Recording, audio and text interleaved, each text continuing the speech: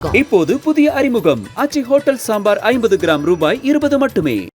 நடிகர் விஜய் வந்து ஒரு இன்னைக்கு மீட்டிங்கில் வந்து ஊழலுக்கு எதிராக உள்ள கட்சிகளை சேர்த்து இந்த மாதிரி தேர்தலை சந்திப்போம் அப்படிங்கிற மாதிரி சொல்கிறார். ஊழல் தான் உங்களுக்கு எதாவது கட்சிகள்லாம் சேர்க்க போகிறாரு. எந்த கட்சியை சேர்க்குறாரு? இல்லை, ஊழலுக்கு எதிராக நம்ம தொடர்ந்து போராடி வச்சு வருவோம். கூட்டணி இருந்தாலும் இல்லாட்டாலும் எல்லாரும் அதுதான் சொல்கிறாங்க. ஊழலுக்கு எதிராக தான் போட்டியிடுன்னு சொல்கிறாங்க. ஊழல் செய்யக்கூடாது தான் எல்லாருமே சொல்கிறாங்க. அவர் போட்டு புதுசாக சொல்கிறாரு. இல்லை இல்லை,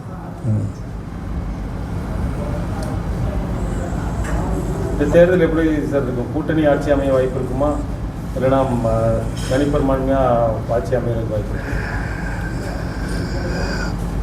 கூட்டணி வலுவான கூட்டணி உருவாகிவிட்ட பிறகு ஆட்சி அமைக்கும் போது எங்கள் மாநில தலைவரும் அனைத்து இந்திய அண்ணா திராவிட முன்னேற்ற கழக தலைவரும் மற்ற இதர கட்சிகள் இணைந்திருக்க கட்சிகளும் சேர்ந்து அமர்ந்து பேசி எடுக்க வேண்டிய முடிவையெல்லாம் நான் சொல்லிகிட்டு இருக்க முடியாது.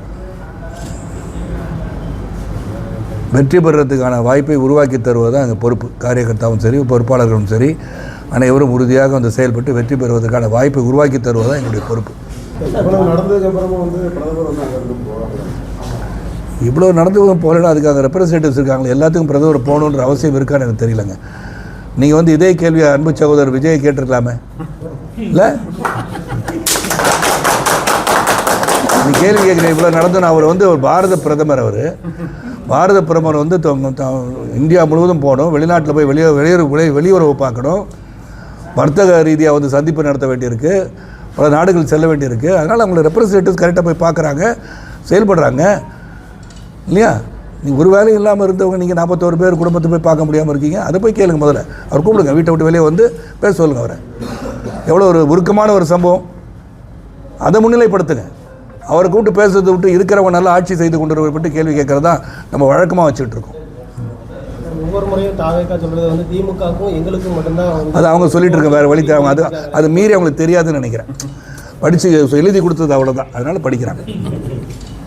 சார், மதுரை திமுக தளபதி காங்கிரஸை பற்றி பூத் கமிட்டி போடுறதுக்கே ஆளுநர் சொல்லியிருக்காரு. எப்படி பார்த்து அதை நான் ஒன்றும் கருத்து சொல்ல முடியாதுங்க. அது தளபதிக்கும் அவர் சட்டமன்ற உறுப்பினர் பல முறை செயல்பட்டவர். அவர் சொல்கிறாரு அவங்க கட்சி உட்கட்சி பிரச்சனை, அது அவங்க கூட்டணிக்குள்ளே, அது அவங்க கூட்டணிக்குள்ளே பிரச்சனை. அதை பற்றி நான் கருத்து சொல்ல முடியாது.